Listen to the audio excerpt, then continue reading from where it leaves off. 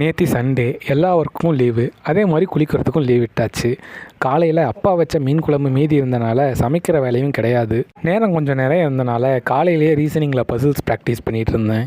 சமைக்கிற வேலை இல்லைனாலும் ஆட்டுறது கூட்டுறதுன்னு கொஞ்சம் ஒர்க் இருந்துச்சு. அதையெல்லாம் முடிச்சுட்டு காலை உணவை சாப்பிட்டாச்சு. வாட்டர் சர்வீஸ்க்கு வந்துட்டு மொதல் வேலையாக நம்ம ராணியும் குழந்தைங்களையும் விசிட்டை போட்டேன். ரொம்ப நேரமாக சும்மா இருந்ததை பார்த்துட்டு எங்கள் தாத்தா என்னை கூப்பிட்டு கொஞ்சம் வேலையெல்லாம் கொடுத்துட்டு இருந்தார். வேலையெல்லாம் முடிச்சுட்டு வீடியோக்கு வாய்ஸ் ஓவர் கொடுக்க வேண்டியது இருந்துச்சு. அதனால் மதிய சாப்பாடு கட்டு வாய்ஸ் ஓவர் கொடுத்து முடிச்சுட்டு ஒரு 2:30 படிக்கிறதுக்கு ஃப்ரெஷ்அப் ஆகி உட்காந்துட்டேன். ரீசனிங் பசில் ப்ராக்டிஸ்க்கு ஒரு நல்ல சேனல் தேடிட்டு இருக்கிறப்ப நிறைய பேர் பேங்கிங் க்ரானிக்கலை சஜஸ்ட் பண்ணியிருந்தாங்க.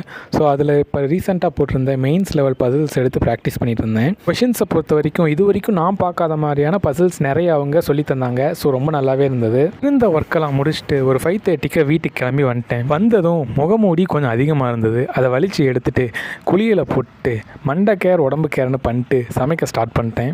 இரவு உணவுக்கு எப்பயும் போல் தாத்தாவுக்கு கோதுமை தோசை ஊற்றிட்டு இருக்கிறப்ப நான் இந்த மாதிரி வீடியோ போடுறதுக்கு இன்ஸ்பிரேஷனாக இருந்தேன். கிஸ்தட்டிக்ஸ் ப்ரோ ஒரு முழு நீரை வீடியோ போட்டிருந்தாரு.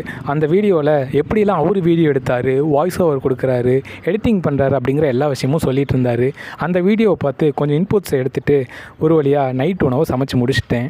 என்னோடய இரவு உணவுக்கு தயிர் சாதம், ஃப்ரை பண்ண ஸ்வீட் பொட்டேட்டோ அண்ட் பூண்டு ஊறுகாய் எடுத்துக்கிட்டேன். 3 டெட்லியான காம்பினேஷனாக இருந்துச்சு. நல்லா சாப்பிட்டு தூங்கிட்டேன். ஹெல்த்தியாக இருங்க நீங்களும். பாய்.